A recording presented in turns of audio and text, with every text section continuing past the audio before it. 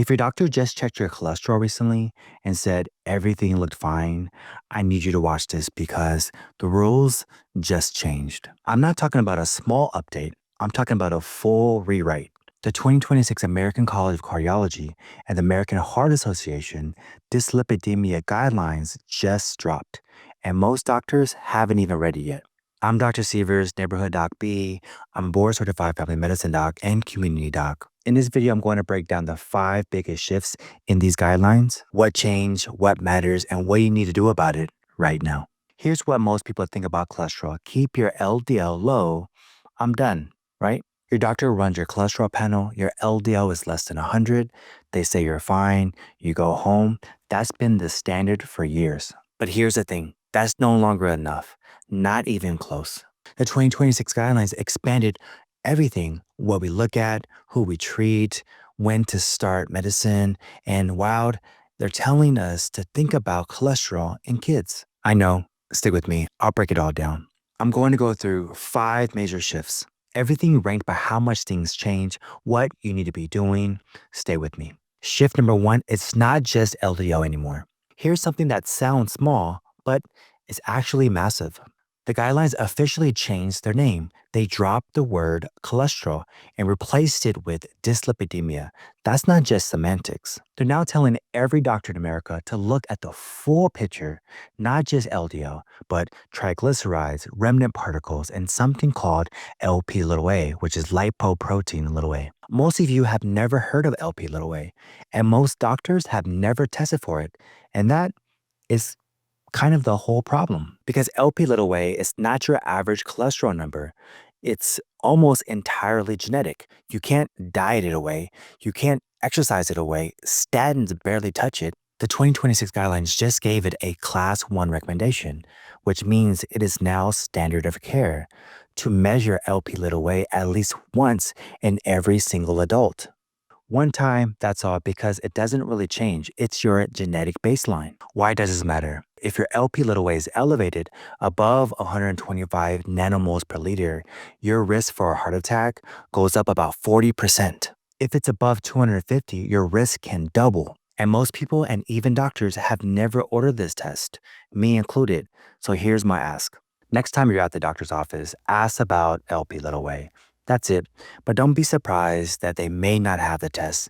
You may have to go outside and get it and pay out of pocket. It's about 45 to 90 bucks at the time. But hopefully the healthcare system gets up to date on the guidelines and is able to offer it at your medical or healthcare institute. Shift number 2, the specific number is back. For the last several years, doctors weren't supposed to chase a specific LDL target. The old guideline said, just get a 50% reduction, percentage only. The 2026 guidelines bring back specific LDL-C goals, and they want you to hit both the percentage and the target. For the highest risk patients, people who have already had a heart attack or a stroke, the new LDL goal is under 55 milligrams per deciliter.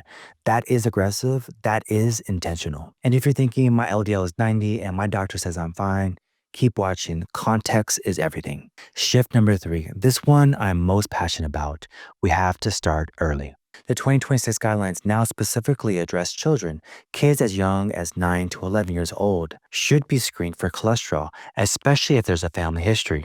And for young adults, if your LDL is 160 or higher, and you've got a family history of early heart disease, the guidelines say you should be having the treatment conversation sooner. Why? Because it's not just your cholesterol today, it's about lifetime exposure. The longer your arteries are bathed in high levels of these particles, the more damage quietly accumulates. Think of it like sunscreen. You don't put it on after you've already been burned.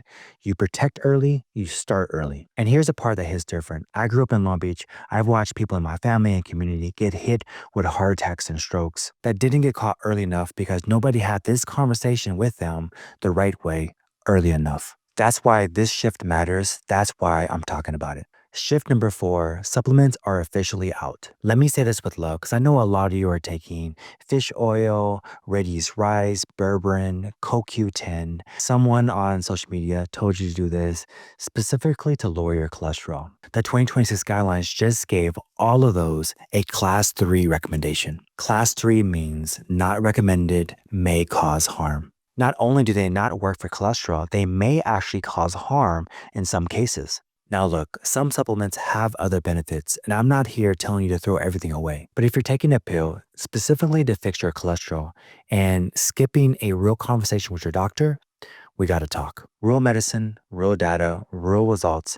That's what we're talking about here. And I already know, but Dr. Sievers, I've been taking fish oil for years. Drop it in a comment. Let's talk. Shift number 5, there's a new risk calculator and a new tool your doctor should be using to decide if you need medication. The old pooled cohort equations are out. The new prevent equations are in. Better accuracy, wider age range. If your doctor is using the old calculator, the numbers that they're giving you may not be right. And for people in the gray zone, you're borderline, let's just watch it. There is a new tool called CAC scoring, which is coronary artery calcium. It's a quick CT scan and tells us if there's actual calcium buildup in your arteries. If your score is 0 and you're low risk, it's reasonable to wait and watch. If your score is high, we treat aggressively. Simple framework. Calculate your risk, personalize with your story, reclassify with CAC if needed. That is it. Let me bring it all home. Shift 1, cholesterol is bigger than LDL. Get your LP(a) tested once, everyone. Shift 2, specific LDLs back. If you've had a heart attack or a stroke, your doctor should be aiming under 55. Shift 3, earlier is better. Screen kids 9 to 11. Talk to young adults. Lifetime exposure matters. Shift 4, supplements don't lower your cholesterol. Full stop. Shift 5, new risk calculator, new tools. Make sure your doctor's using them. These guidelines exist because the science is better. And when the science is better, the standard of care should too. That's what this channel is about. No fluff, no gatekeeping, just the real. Share this with someone you love. Drop your questions in the comment. Follow for more.